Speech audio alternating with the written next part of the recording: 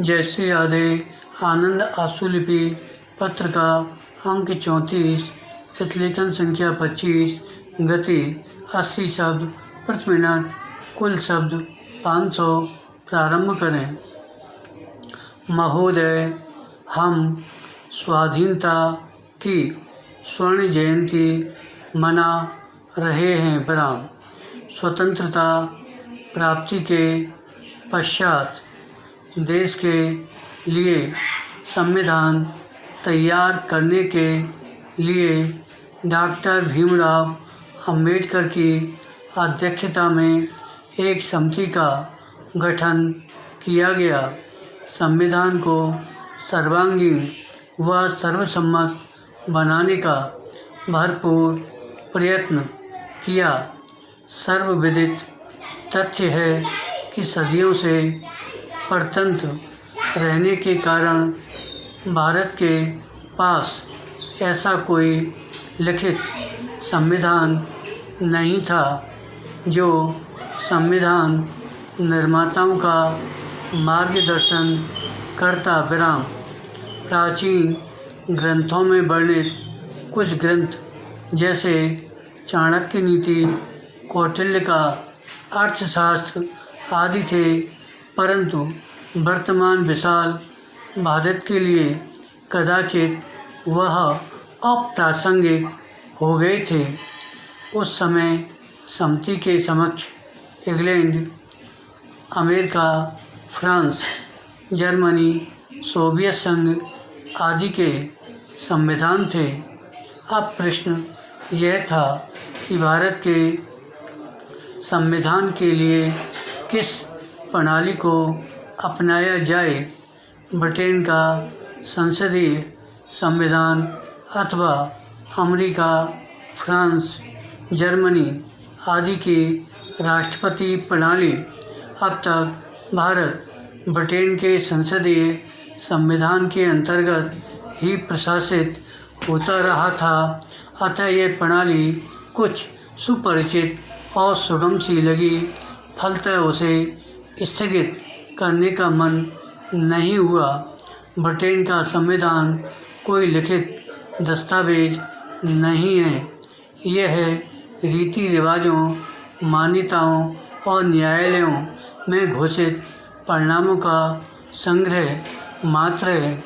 दूसरे, इसमें राजतंत्र का प्रावधान है। वहाँ का राजा भले ही प्रतीकात्मक ही हो, परंतु है तो राजा। भारत तो लोकतंत्र है और इसमें राजा जैसी व्यवस्था का प्रश्न ही नहीं उठता। विराम। अतः उसे पूर्ण रूपेण नहीं स्वीकारा गया। विराम।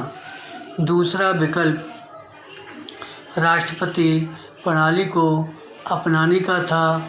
इस प्रणाली को अमेरिका, फ्रांस, रूस सहित विश्व के 84 देशों ने अपनाया हुआ है। इस प्रणाली में राष्ट्रपति का चुनाव होता है और वही मंत्रिमंडल का गठन करता है। विराम।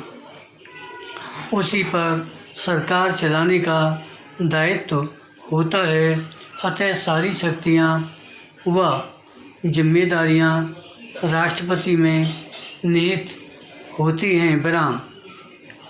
इन दोनों प्रचलित प्रणालियों की अपनी अपनी विशेषताएं व त्रुटियां हैं। विराम। संविधान निर्माताओं को लगा कि राष्ट्रपति प्रणाली में राष्ट्रपति तानाशाह हो सकता है। विराम। संसदीय प्रणाली में समायोजन की राजनीति संभव हो सकती है। विराम। अतः दोनों प्रचलित प्रणालियों को अच्छी बातें लेकर भारतीय संविधान का निर्माण हुआ।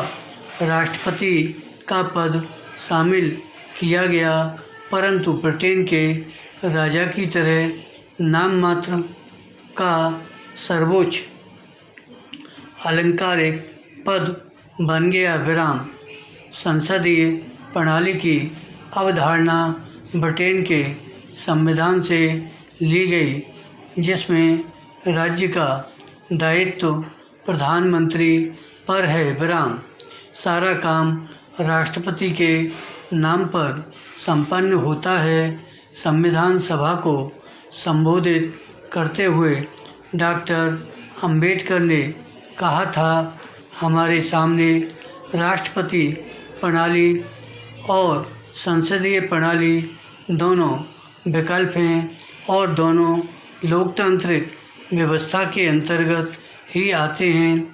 फिर भी दोनों में मूलभूत अंतर है।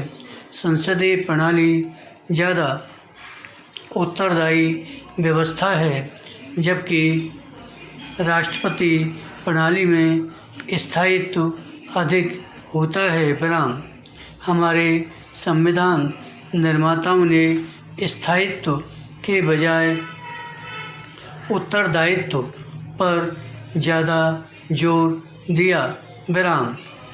फिर भी सावधानी के तौर पर भारत में राष्ट्रपति और संसदीय प्रणालियों का सम्मिश्रण किया गया है। धन्यवाद।